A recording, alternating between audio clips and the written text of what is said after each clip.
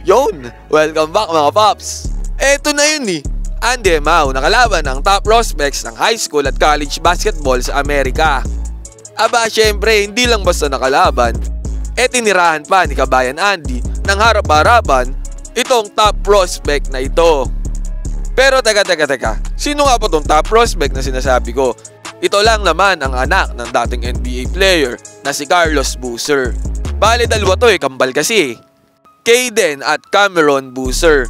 So si Cameron Boozer dito mga paps yung number 1 recruit para sa 2025 class at may nagagawa na din ng iba't ibang malalaking team sa US para sa college basketball.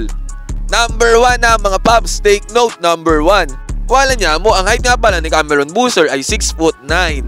Tapos yung isa naman nakakambal ay si Caden Boozer na number 17 recruit sa class ng 2025. Isa na rin to sa pinagagawa ng mga college basketball at ang height naman niya ay 6'3" at ang kanyang position ay point guard. Sa isang pambihirang pagkakataon nga, nakalaban ng ating pambato na si Andy Mau itong kambal na to.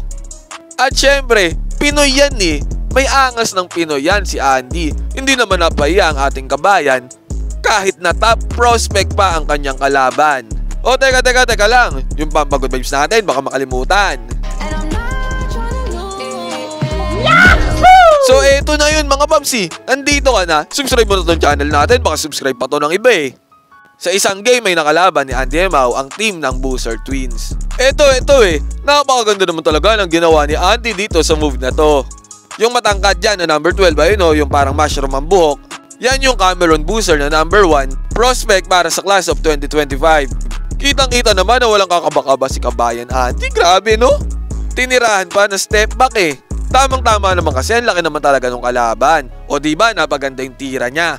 Hindi nahabol ang layo ba naman ng step back ni Andy, diba?